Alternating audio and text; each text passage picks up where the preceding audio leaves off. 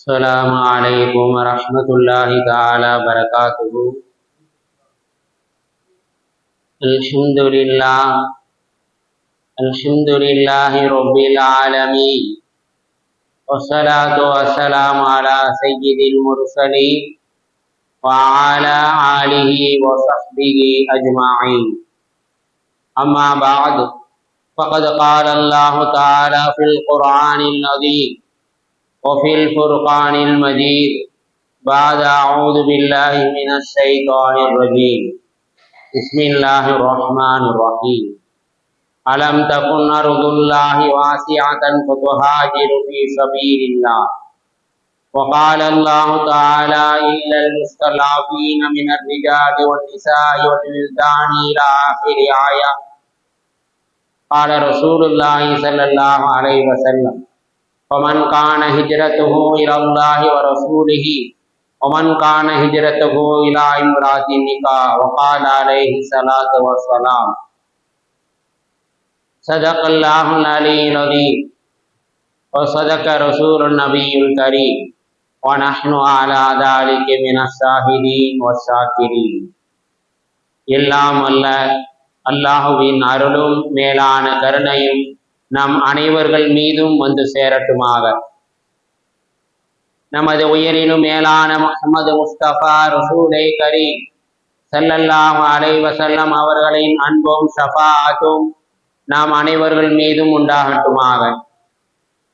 நமது மனைவி மக்கள், நமது உற்றார் உறவினர், உலகத்தில் உள்ள முஸ்லிமான முஃமினான ஆண் பெண் அனைவர்களுக்கும் அல்லாஹு தஆலா உடல் சுகத்தை நிரந்தரமாக நசீபாக்குவானாக. மருத்துவமனை கஷ்டங்கள், மருத்துவமனை செலவுகள், பலாய் முசீபத்துகள், கொடிய தீராத நோய் நொடிகளிலிருந்தும் அல்லாஹு தஆலா நாம் அனைவர்களையும் முழுமையாக பாதுகாத்து அருள் புரிவானாக. திடீர் மரணங்கள், வாகன விபத்துக்கள், தீய மரணங்களில் இருந்தும் அல்லாஹு தஆலா நாம் அனைவர்களையும் நிரந்தரமாக பாதுகாத்து அருள் புரிவானாக என்று துவா செய்தவனாக என்னுடைய உரையை ஆரம்பம் செய்கிறேன். கண்ணியத்திற்கும் பெருமதிப்பிற்குரிய அல்லாஹ்வின் நல்லடியார்களே, இஸ்லாமிய பெருமக்களே, அல்லாஹ் மட்டும் அறியக்கூடிய, வேறு யாருக்கும் தெரியாத சில விஷயங்களை அல்லாஹ் தன் திருமறையிலே பட்டியலிட்டு சொல்லி காட்டுவார். அதில் ஒன்றுதான் வமா தத்ரி நஃப்ஸும் பிஅய்யி அர்தின் தமூத். ஒரு மனிதன் எந்த பூமியிலே மரணிப்பான், எந்த இடத்திலே மரணிப்பான் என்பது அல்லாஹ் ஒருவனுக்கு மட்டுமே தெரியும், வேறு யாருக்கும் தெரியாது என்பதாக அல்லாஹ் தன் திருமறையிலே சொல்லி காட்டுகின்றான். ஒரு மனிதன் மரணமாக கூடிய தேதியும் அவன் எந்த இடத்திலே அவனுடைய மரணம் சம்பவிக்கும் என்ற இடமும் அல்லாஹ் ஒருவனுக்கு மட்டுமே தெரியும், வேறு யாரும் அதை தெரிந்து கொள்ள முடியாது என்பதாக அல்லாஹ் தெள்ள தெளிவாக தன்னுடைய திருமறையிலே சொல்லி இருக்கின்றான். அதன் அடிப்படையிலே தான் பெருமானார் ஸல்லல்லாஹு அலைஹி வஸல்லம் அவர்கள், நீங்கள் அல்லாஹ்விடத்திலே துஆ செய்கின்ற பொழுது அல்லாஹ்விடத்திலே நீங்கள் நல்ல முடிவை கேளுங்கள், நல்ல மரணத்தை கேளுங்கள். ராஹத்தன் ஐந்தல் மௌத், யா அல்லாஹ் எனக்கு ராஹத்தான மரணத்தை கொடு, எனக்கு நல்ல முடிவை கொடு, எனக்கு சிறந்த மரணங்களை எனக்கு ஏற்படுத்து என்பதாக பெருமானார் ஸல்லல்லாஹு அலைஹி வஸல்லம் அவர்கள் அல்லாஹ்விடத்திலே துஆ செய்ய சொல்லி இருக்கின்றார்கள். பெருமக்களே, சிறந்த மரணங்கள் என்று எதை ரசூலுல்லாஹி ஸல்லல்லாஹு அலைஹி வஸல்லம் அவர்கள் வரிசைப்படுத்துகின்றார்கள் என்று நாம் பார்த்தோம் என்றால், ஹதீஸிலே சொல்லி காட்டுவார்கள். சிறந்த மரணம் எது தெரியுமா? எது நல்ல மரணம் தெரியுமா? எந்த ஒரு மனிதர் ஹஜ்ஜுடைய குழுவிலே சென்று போகக்கூடிய அந்த பிரயாணத்திலே, அந்த பாதையிலே மரணம் ஏற்படுகின்றது, அந்த மரணம் தான் சிறந்த மரணம் என்பதாக பெருமானார் ஸல்லல்லாஹு அலைஹி வஸல்லம் அவர்கள் நமக்கு சொல்லி இருக்கின்றார்கள். ஹஜ்ஜுடைய குழுவிலே ஹஜ்ஜுக்காக புறப்பட்டு போகக்கூடிய அந்த பாதையிலே அந்த வழியிலே ஏற்படக்கூடிய மரணம் சிறந்த மரணம் என்பதாக பெருமானார் ஸல்லல்லாஹு அலைஹி வஸல்லம் அவர்கள் சொல்லிவிட்டு அடுத்து சிறந்த மரணம் எது தெரியுமா? ரமலானுடைய காலகட்டத்திலே ரமலானுடைய அந்த மாதத்திலே நோன்பு நோற்று அந்த நோன்பை திறக்கக்கூடிய அந்த இஃப்தாருடைய நேரம் நோன்பை திறக்காமல் ஏற்படக்கூடிய மரணம் இருக்கிறது சிறந்த மரணம் என்பதாக பெருமானார் ஸல்லல்லாஹு அலைஹி வஸல்லம் அவர்கள் சிறந்த மரணம் என்றால் என்ன என்பதை நமக்கு சொல்லி காட்டுவார்கள். உலகத்திலே ஏற்படக்கூடிய ஆக சிறந்த மரணங்கள் ஹஜ்ஜுடைய குழுவிலே ஹஜ்ஜுக்காக போகக்கூடிய அந்த பாதையிலே பிரயாணத்திலே ஏற்படக்கூடிய மரணம், ரமலானுடைய காலகட்டத்திலே நோன்பு திறக்கக்கூடிய அந்த இஃப்தாருடைய நேரத்திலே இஃப்தாரை திறக்காமல் ஏற்படக்கூடிய மரணம். ஆக இந்த இரண்டு மரணங்கள் தான் இஸ்லாமிய மார்க்கத்திலே சிறந்த மரணம் என்பதாக பெருமானார் ஸல்லல்லாஹு அலைஹி வஸல்லம் அவர்கள் சொல்லி இருக்கின்றார்கள். இன்னொரு ஹதீஸிலே சொல்லுவார்கள், சிறந்த மரணம் எது தெரியுமா? அல்லாஹ்வுக்காக இந்த மார்க்கத்திற்காக அல்லாஹ்வுடைய பாதையிலே போராடக்கூடிய ஒரு போராளி எதிரிகளால் வெட்டப்பட்டு கொலை செய்யப்படுகின்றாரே அது சிறந்த மரணம் என்பதாக பெருமானார் ஸல்லல்லாஹு அலைஹி வஸல்லம் அவர்கள் சொல்லி இருக்கின்றார்கள். நான்காவது சொல்லுவார்கள், சிறந்த மரணம் எது தெரியுமா? ஒரு ஊரில் இருந்து இந்த மார்க்கத்திற்காக இன்னொரு ஊருக்கு புலம்பெயர்ந்து ஹிஜ்ரத்தாக செல்கின்றாரே அந்த ஹிஜ்ரத்துக்கு போகக்கூடிய அந்த பாதையிலே அந்த வழியிலே ஏற்படக்கூடிய மரணம் சிறந்த மரணம் என்பதாக பெருமானார் ஸல்லல்லாஹு அலைஹி வஸல்லம் அவர்கள் சிறந்த மரணம் என்றால் என்ன என்பதை நமக்கு அழகாக சொல்லி காட்டுவார்கள். அதனால்தான் பெருமானார் ஸல்லல்லாஹு அலைஹி வஸல்லம் அவர்கள் அல்லாஹ்விடத்திலே துஆ செய்ய சொல்லி இருக்கின்றார்கள், ராஹத்தன் இந்தல் மௌத், யா அல்லாஹ் எனக்கு நல்ல மரணத்தை கொடு, நல்ல முடிவை கொடு என்பதாக நம்மை துஆ செய்ய சொல்லி இருக்கின்றார்கள்.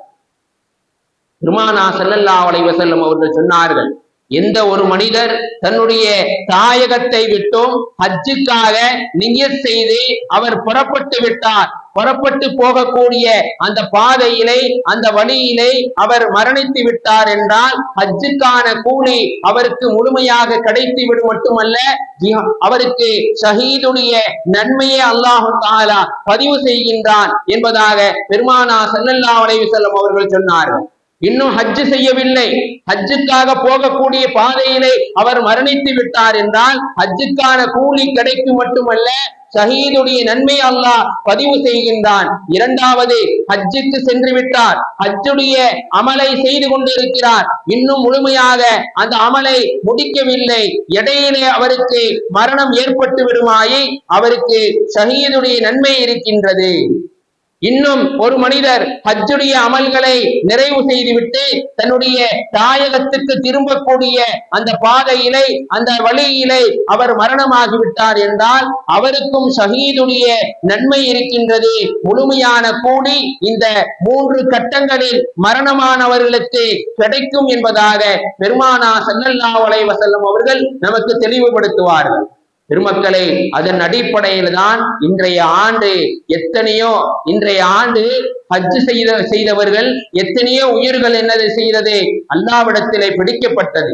சிறந்த மரணங்களை அவர்கள் சந்தித்திருக்கின்றார்கள். இந்த ஆண்டு ஹஜ்ஜு சிறந்த மரணங்களை அவர்கள் சந்தித்திருக்கின்றார்கள். அவர்களுக்கு அந்த வாக்கியத்தை வல்ல நாயன் கொடுத்திருக்கின்றான் என்பதை நாம் இந்த நேரத்திலே நினைவு கூற கடமைப்பட்டிருக்கின்றோம்.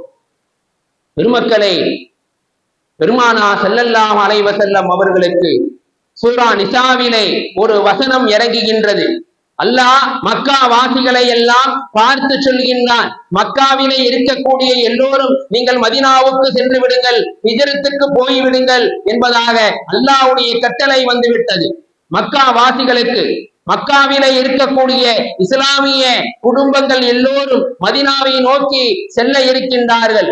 கூட்டம் கூட்டமாக குடும்பமாக யாரும் மக்காவிலே இல்லை, எல்லோரும் அல்லாஹ்வுடைய கட்டளைக்கு இறங்க மதீனாவை நோக்கி புலம் பெயர்ந்து விட்டார்கள், ஹிஜ்ரத்துக்கு சென்று விட்டார்கள். அந்த மக்காவிலே ஒரே ஒரு வயதானவர் அவருடைய பெயர் ஜுந்தப் இப்னு தம்ரா ரலியல்லாஹு தஆலா அவர்கள். 90 வயதை தாண்டியவர், படுத்த படுக்கையிலே இருக்கிறார். கண் பார்வை தெரியாது, எந்த விதமான நடமாட்டமும் இல்லை. அவர் அல்லாஹ்வுடைய வசனத்தை கேள்விப்படுகிறார். அவருடைய செவியிலே அல்லாஹ்வுடைய வசனம் விழுகின்றது. அலம் தகுன் அர்துல்லாஹி வாசிஅத்தன் ஃபதுஹாஜிரு ஃபீ ஸபீலில்லாஹ். பூமி விசாலமாக இல்லையா? நீங்கள் ஹிஜ்ரத்துக்கு போக வேண்டாமா? அல்லாஹ்வுடைய கட்டளை நீங்கள் செய்ய வேண்டாமா என்ற வசனம் அவர்களுடைய செவியிலே விழுகின்றது. தன்னுடைய ஆண் மக்களை எல்லாம் அந்த ஜுந்தப் இப்னு தம்ரா அவர்கள் அழைக்கின்றார்கள். என்னுடைய பிள்ளைகளை நாங்கள் ஹிஜ்ரத்துக்கு செல்ல வேண்டும், நான் மக்காவுக்கு செல்ல வேண்டும், என்னை அழைத்து செல்லுங்கள் என்று ஜுந்தப் இப்னு என்ற பெரியவர் சொன்னவுடன் அந்த ஆண் மக்கள் எல்லாம் சொன்னார்கள், என்னுடைய அருமை தந்தையே, நீங்கள் வயதானவர், படுத்த படுக்கையில இருக்கின்றீர்கள், கண் பார்வை உங்களுக்கு தெரியாது, எந்த விதமான நடமாட்டமும் இல்லை. இப்படி இருக்கின்ற பொழுது நீங்கள் எப்படி ஹிஜ்ரத்துக்கு போக முடியும்? எப்படி ஹிஜ்ரத்துக்கு செல்ல முடியும்? அதுவெல்லாம் வேண்டாம் என்பதாக அவர்களுடைய பிள்ளைகள் எல்லாம் சொன்னவுடன் அந்த ஜுந்தப் இப்னு தம்ரா ரலியல்லாஹு தஆலா அவர்கள் சொல்கின்றார்கள், இல்லை இல்லை, நான் மதீனாவுக்கு போயே ஆக வேண்டும், மக்காவிலிருந்து மதீனாவுக்கு ஹிஜ்ரத்துக்கு செல்லே ஆக வேண்டும், என்னை நீங்கள் அழைத்து செல்லுங்கள் என்று சொன்னவுடன் அந்த பிள்ளைகள் எல்லாம் சொன்னார்கள், என்னுடைய அருமை தந்தையே, நீங்கள் மிகவும் பலகீனமாக இருக்கின்றீர்கள், நீங்கள் ஆக பலகீனமாக இருக்கின்றீர்கள், இந்த நேரத்திலே எப்படி உங்களால் செல்ல முடியும்? வேண்டாம் என்பதாக தடுக்கின்றார்கள். அந்த நேரத்திலும் ஜுந்தப் இப்னு தம்ரா ரலியல்லாஹு தஆலா அவர்கள் சொல்கின்றார்கள், நான் மதீனாவுக்கு சென்றே ஆக வேண்டும். பெருமானார் ஸல்லல்லாஹு அலைஹி வஸல்லம் அவர்கள் மக்காவிலே இல்லை, சகாபாக்கள் இல்லை, யாரும் இல்லை, எல்லோரும் மதீனாவுக்கு சென்று விட்டார்கள். எல்லோரும் சென்ற பிறகு இந்த மக்காவை நான் முனாஃபிக்குகளின் நகரமாக நான் பார்க்கின்றேன், என்னை நீங்கள் அழைத்து சென்றே ஆக வேண்டும், நான் மதீனாவுக்கு போயே ஆக வேண்டும் என்பதாக பிடிவாதமாக ஜுந்தப் இப்னு தம்ரா ரலியல்லாஹு தஆலா தன்னுடைய பிள்ளைகளை பார்த்து சொல்கின்றார்கள், பெருமக்களே, அந்த நேரத்தில் தான் ஹிஜ்ரத்திற்கு யாரெல்லாம் வரக்கூடாது, யாருக்கெல்லாம் அவசியம் இல்லை என்ற விதிவிலக்காக ஒரு ஆயத் இறங்கியது. அதுவும் சூரா நிசாவிலே இருந்துதான் இறங்கியது. அல்லாஹ் குர்ஆனிலே சொல்லி காட்டினான், இல்லல் முஸ்தல்அஃபீன மினர் ரிஜாலி, பலகீனமான ஆண்கள் ஹிஜ்ரத்திற்கு வர வேண்டாம், ஒன் நிசாயி, பெண்கள் வர வேண்டாம், வல் வில்தானி, குழந்தைகள் வர வேண்டாம், லா யஸ்ததீஊன ஹீலத்தன் வலா யஸ்ததீஊன சபீலா, ஏனென்றால் அந்த பெண்களுக்கும் அந்த குழந்தைகளுக்கும் அந்த வயதானவர்களுக்கும் தந்திரம் தெரியாது, எப்படி தப்பிக்க வேண்டும் என்ற தந்திர முறைகள் தெரியாது, பாதைகள் தெரியாது. ஆகையால் அவர்கள் எல்லாம் ஹிஜ்ரத்துக்கு வர வேண்டிய அவசியம் இல்லை, அவர்களுக்கு விதிவிலக்கு இருக்கின்றது என்பதாக அல்லாஹ் தன் திருமறையிலே ஆயத்தை இறக்கி வைத்து விட்டான். அந்த பிள்ளைகள் எல்லாம் தன்னுடைய தந்தையை அழைத்து இந்த வசனத்தை ஓதி காட்டினார்கள், என்னுடைய அருமை தந்தையை, இல்லல் முஸ்தல்அஃபீன மினர் ரிஜாலி, பலகீனமான ஆண்கள் ஹிஜ்ரத்துக்கு வர வேண்டாம் என்பதாக அல்லாஹ் குர்ஆனிலே தெள்ள தெளிவாக சொல்லிவிட்டான். நீங்கள் ஆக பலகீனமாக இருக்கின்றீர்கள், நீங்கள் எப்படி ஹிஜ்ரத்துக்கு போக முடியும்? வேண்டாம் என்பதாக அந்த பிள்ளைகள் எல்லாம் தன்னுடைய தந்தையை பார்த்து சொன்னவுடன் ஜுந்தப் இப்னு தம்ரா அவர்கள் சொன்னார்கள், நான் சுய நினைவோடு இருக்கின்றேன், நான் புத்தி கூர்மையோடு இருக்கின்றேன், இந்த ஆயத்து எனக்கு பொருந்தாது, என்னை நீங்கள் தூக்கியாவதும் செல்லுங்கள், என்னை மதீனாவுக்கு தூக்கி செல்லுங்கள், நான் மதீனாவினுடைய மலைகளையும் முகடுகளையும் பாலைவன பகுதி பாதைகளையும் நான் உங்களுக்கு காட்டி தருகிறேன், இந்த வசனம் எனக்கு பொருந்தாதே என்பதாக பிடிக்கக்கூடிய அந்த நேரத்திலே அவர்களுடைய பிள்ளைகள் எல்லாம் வேறு வழி இல்லாமல் ஒரு பாடையை தயார் செய்கின்றார்கள். சந்தூக்கை போல 4 பக்கங்களில் 4 பிள்ளைகள் தூக்கி செல்வதை போல ஒரு சந்தூக்கை தயார் செய்து அந்த சந்தூக்குக்கு மேலே தங்களுடைய தந்தையை படுக்க வைக்கின்றார்கள். படுக்க வைத்து 4 பக்கங்களிலும் அவர்கள் தூக்கி கொண்டு என்ன செய்கின்றார்கள்? மதீனா நகரத்தை நோக்கி மக்காவில் இருந்து கிளம்புகின்றார்கள். பெருமக்களே, இன்றைக்கு போல அன்றைக்கு இல்லை. மதீனாவுக்கு செல்ல வேண்டும் என்றால் 4 கணக்காக ஆகும், பல நாட்களாகும், பல மாதங்களை அடையும். அந்த நேரத்திலே அவர்கள் மதீனாவுக்கு சந்தூக்கி ஒரு ஜனாசாவை தூக்கி செல்வதே போல சந்தூக்கிலே தங்களுடைய தந்தையை வைத்து தூக்கி செல்கின்றார்கள். பெருமக்களே, அவர்கள் சென்று கொண்டிருக்கக்கூடிய அந்த தருணத்திலே அவர்களுடைய தந்தை தன்னுடைய கையை உயர்த்தி சொன்னார், யா அல்லாஹ், இந்த கை இருக்கிறதே இது உனக்கு உரியது. இன்னொரு கையை உயர்த்தி சொன்னார், யா அல்லாஹ், இந்த கை இருக்கிறதே இது உன்னுடைய ரசூலுக்கு உரிய கை என்பதாக சொல்லிக் கொண்டே சென்றார்.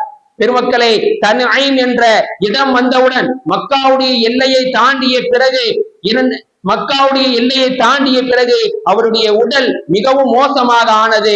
அந்த பரிதாபம் அவருடைய ரூஹு பிரியக்கூடிய ஒரு கட்டத்திற்கு அந்த ஜுண்டப் இப்னு கம்ரா ரலியல்லாஹு தஆலா தள்ளப்பட்டார். இரண்டு கைகளையும் கோர்த்த நிலையிலே வானத்தை நோக்கி, யா அல்லாஹ், ரசூலுல்லாஹி ஸல்லல்லாஹு அலைஹி வஸல்லம் அவர்கள் எதை உன் மீது உடன்படிக்கை செய்தார்களோ அந்த உடன்படிக்கையை நான் உன்னிடத்திலே செய்கின்றேன் என்பதாக கையை கோர்த்த நிலையிலேயே அவர்களுடைய ரூஹ் பிரிகின்றது. இன்னா லில்லாஹி வ இன்னா இலைஹி ராஜிஊன். பேராவலுடன் மக்கமா நகரத்திலே இருந்து எப்படியாவது ஹிஜ்ரத்துக்கு செல்ல வேண்டும் என்று வந்தவர் மக்காவுடைய எல்லையை தாண்டவில்லை. இன்னும் மதீனாவுக்கு செல்ல வேண்டும் என்றால் வெகு தூரம் ஆகும். அதற்கு முன்பதாகவே அவர் மரணத்தை சந்தித்து விடுகின்றார். மரணமானது எல்லாருடைய சொந்த பந்தங்களுக்கும் தெரிகின்றது. அவருடைய சொந்த பந்தங்களுக்கு தெரிகிறது. மதீனா வாசிகளுக்கெல்லாம் அவர் ஜுண்டம் இறந்து விட்டார் என்ற செய்தி போய்விட்டது. சகாபா பெருமக்கள் இதற்கு முன்பதாக ஹிஜ்ரத்துக்கு சென்றவர்கள் மதீனாவிலே இருந்து பேசிக் கொள்கின்றார்கள், இந்த ஜுண்டம் மிகவும் கஷ்டப்பட்டு மதீனாவுக்கு வரக்கூடிய அந்த பாதையிலே மௌத்தாகி விட்டாரே, மரணம் வந்துவிட்டதே.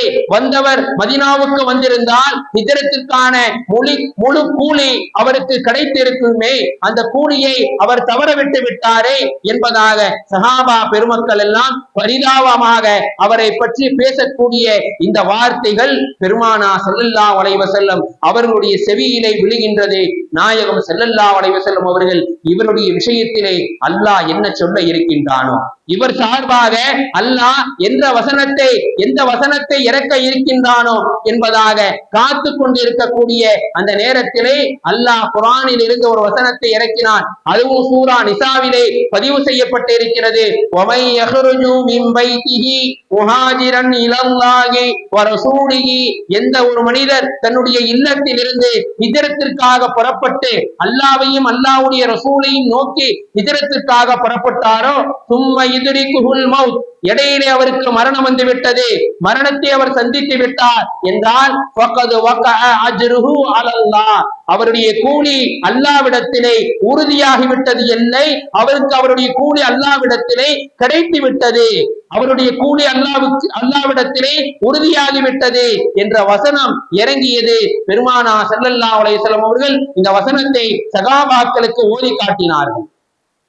இந்த வசனத்திற்கு அறிஞர் பெருமக்கள் விளக்கம் எழுதுகின்றார்கள். அல்லாமா குர்துபி ரஹ்மத்துல்லாஹி அவர்கள், எந்த ஒரு மனிதர் தன்னுடைய இல்லத்திலிருந்து ஹிஜ்ரத்திற்காகவோ ஹஜ்ஜுக்காகவோ இல்மை தேடியோ ஜிஹாதுக்காகவோ அவர் புறப்பட்டு விட்டார், இன்னும் அந்த இடத்தை போய் அடையவில்லை, அந்த அமலை போய் செய்யவில்லை, இடையிலேயே அவருக்கு மரணம் வந்து விட்டது என்றால் அவருடைய கூலி அவருக்கு கன்ஃபார்மாக ஆகிவிட்டது, அவருடைய கூலி அவருக்கு உறுதியாக ஆகிவிட்டது என்பதாக அல்லாமா குர்துபி ரஹ்மத்துல்லாஹி அவர்கள் தங்களுடைய கிதாபுகளிலே பதிவு செய்வார்கள். கண்ணியத்திற்குரிய அல்லாஹ்வின் நல்லடியார்களே, சிறந்த மரணம் ராஹத்தன் இந்தல் மௌத், இந்த மரணத்தை பெருமானா ஸல்லல்லாஹு அலைஹி வஸல்லம் அவர்கள் கேட்க சொல்லி இருக்கின்றார்களோ அந்த மரணத்தை அந்த பெரியவர் ஜுண்டப் இப்னு கம்ரா ரலியல்லாஹு தஆலா அவர்களுக்கு கிடைத்திருக்கின்றது என்றால், கண்ணியத்திற்குரிய அல்லாஹ்வின் நல்லடியார்களை, நாம் சமூக வலைதளங்களில் பல வாரங்களுக்கு முன்னால் எத்தனையோ ஹாஜிகள் எத்தனையோ ஹஜ் செய்து கொண்டிருக்கின்ற பொழுது, ஹஜ்ஜை முடித்து வெளியே வருகின்ற பொழுது மரணத்தை சந்தித்திருக்கின்றார்கள் என்றால் அவர்களுக்கு முழுமையான கூலி கிடைத்து விட்டது, அவர் ஷஹீதுடைய நன்மையை அடைந்து விட்டார் என்பதை நாம் இந்த நிகழ்வின் மூலமாக விளங்கிக் கொள்ளலாம். பெருமானா ஸல்லல்லாஹு அலைஹி வஸல்லம் அவர்கள் ஹஜ் செய்யக்கூடிய அந்த தருணம் 1,00,000 பேர் பெருமானாரோடு ஹஜ் செய்தார்கள். ஒரு சஹாபி இஹ்ராமுடைய ஆடையில இருக்கின்றார். தன்னுடைய வாகனத்திலே குதிரையிலே ஏற முயன்று கொண்டிருக்கின்ற பொழுது அந்த குதிரை கொஞ்சம் நிலை தடுமாறி கொஞ்சம் முரட்டுத்தனம் பிடித்து அந்த சஹாபியை எஹ்ராமுடைய ஆடையோடு இருக்கக்கூடிய அந்த தோழரை வீசி எரிந்து விட்டது. அந்த சஹாபி ஒரு மூலையிலே போய் விழுந்து அவருடைய கழுத்து முறிந்து உடனே வஃபாத் ஆகி விடுகின்றார். ஒரு குதிரை லேசாக எட்டி உதைத்தவுடன் அவர் கீழே விழுந்து கழுத்து முறிந்து இறந்து விடுகிறார், வஃபாத் ஆகி விடுகிறார். இஹ்ராமுடைய ஆடையில இருக்கிறார். பெருமானா ஸல்லல்லாஹு அலைஹி வஸல்லம் அவர்களிடம் சகாபாக்கள் வந்து கேட்கின்றார்கள், நாயகமே, இஹ்ராமுடைய ஆடையிலே ஒருவர் வஃபாத் ஆகிவிட்டார், அவருடைய வாகனம் அவரை எட்டி உதைத்து விட்டது, இவரை எப்படி நாங்கள் அடக்குவது, இவரை எப்படி நாங்கள் தஃபன் செய்வது என்று கேட்கின்ற பொழுது பெருமானா ஸல்லல்லாஹு அலைஹி வஸல்லம் அவர்கள் சொன்னார்கள், மற்றவர்களை போல இவர்களுக்கு கஃபன் அணிய வேண்டாம், இவர் அணிந்திருக்கக்கூடிய அந்த இஹ்ராமுடைய ஆடையை கஃபனாக ஆக்குங்கள், மேலே ஒரு ஆடை கீழே ஒரு ஆடை என்பதை பெருமானா ஸல்லல்லாஹு அலைஹி வஸல்லம் அவர்கள் சொல்லிவிட்டு மற்றவர்களை போல இவர்களுடைய தலையை மறைக்க வேண்டாம். ஏனென்றால் ஒரு ஹாஜி இஹ்ராமுடைய ஆடையிலே இருக்கின்ற பொழுது தலையை மறைக்க கூடாது. சமயங்களிலே நம்முடைய வீடுகளிலே ஜனாசாவை நாம் வைத்திருந்தோம் என்றால் முகத்தையும் தலையும் மூடிக்கொள்வோம். ஆனால் அந்த இஹ்ராமுடைய ஆடையில இருக்கக்கூடியவருக்கு முகத்தையோ தலையோ மூட வேண்டாம் என்பதாக பெருமானா ஸல்லல்லாஹு அலைஹி வஸல்லம் அவர்கள் சொல்லிவிட்டு, நீங்கள் மற்றவர்களுக்கு போல நறுமணங்களை இந்த ஜனாசாவுக்கு பூச வேண்டாம். ஏன்? இஹ்ராமுடைய ஆடையில இருக்கக்கூடிய ஒரு ஹாஜி நறுமணம் பூசக்கூடாது, அத்தர் பூசக்கூடாது, அவர்களை அப்படியே அடக்குங்கள் என்பதாக பெருமானா ஸல்லல்லாஹு அலைஹி வஸல்லம் அவர்கள் சொல்லிவிட்டு சொன்னார்கள், நாளை மறுமையிலே இப்பேற்பட்ட நிலைமையிலே அடக்கப்பட்ட ஹாஜி என்ன செய்வார்? தல்பியாவை மொழிந்தவராக லப்பைக் அல்லாஹும்ம லப்பைக் என்று தல்பியாவை சொன்னவராக அவர் எழுப்பப்படுவார் என்பதாக பெருமானா ஸல்லல்லாஹு அலைஹி வஸல்லம் அவர்கள் சொல்லி இருக்கின்றார்கள். என்றால் பெருமக்களை, எவ்வளவு பெரிய சிறந்த மரணத்தை அல்லாஹ் இந்த ஹாஜிகளுக்கு கொடுத்திருக்கின்றான் என்பதை நாம் இந்த தருணத்திலே சிந்திக்க கடமைப்பட்டு இருக்கின்றோம்.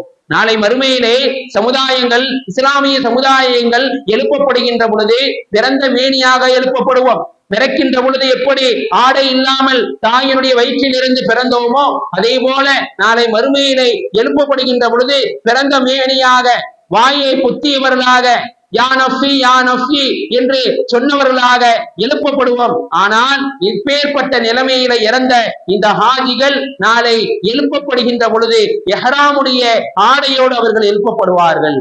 தல்பியாவை சொன்னவர்களாக இப்பேற்பட்ட நிலைமையிலே இறந்த ஹாஜிகளுக்கு அல்லாஹ் இவ்வளவு பெரிய சிறப்பையும் மகத்துவத்தையும் வைத்திருக்கின்றான் என்றால், ஏற்பட்ட மரணங்கள், ஹஜ்ஜிலே ஏற்பட்ட மரணங்கள் இருக்கிறதே, சாதாரண மரணங்கள்ல பாக்கியமான மரணங்கள்.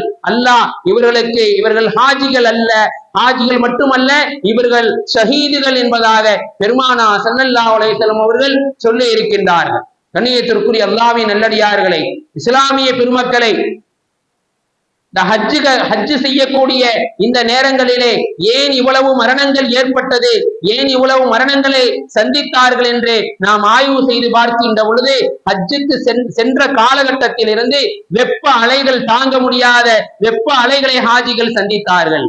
மிகப்பெரிய கூட்ட நெரிசலை சந்தித்தார்கள் என்பதாக சொல்லப்படுகின்றது.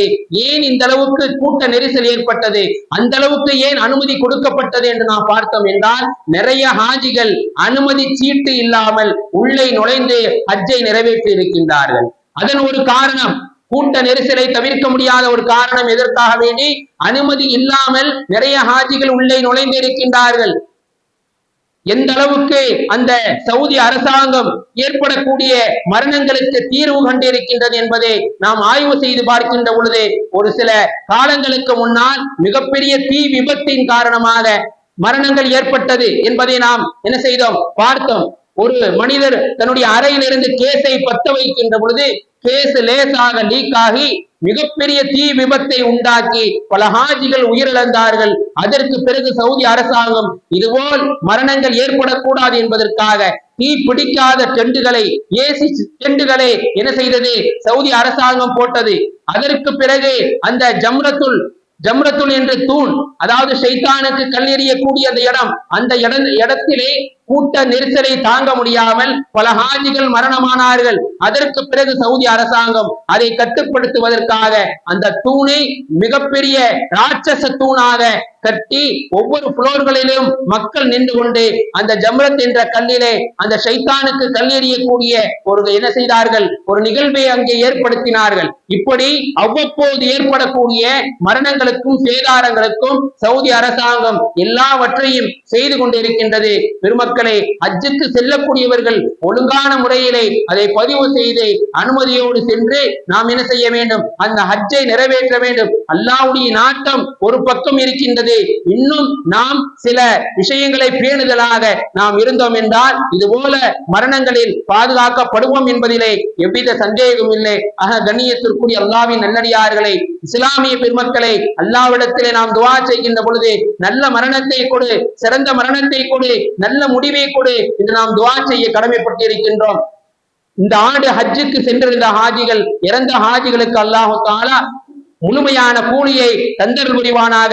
இன்னும் யாரெல்லாம் ஹயாத்தாக தங்களுடைய தாயகத்துக்கு திரும்ப இருக்கின்றார்களோ அவர்களுக்கு முழுமையான ஆஃபியத்தையும் ஆரோக்கியத்தையும் கொடுத்து அவர்கள் மென்மேலும் இதுபோல அமல்களை செய்யக்கூடிய பாக்கியத்தை கொடுத்தருள் புரிவானாக. அவர்கள் அனைவர்களுக்கும் அவருடைய ஹஜ்ஜை மபரூரான ஹஜ்ஜாக ஏற்றுக்கொள்ளப்பட்டு மென்மேலும் ஹஜ் செய்யக்கூடிய பாக்கியத்தையும் நசீபையும் வல்ல நாயன் நம் அனைவர்களுக்கும் தந்தருள் புரிவானாக. வாஹித் தவானா.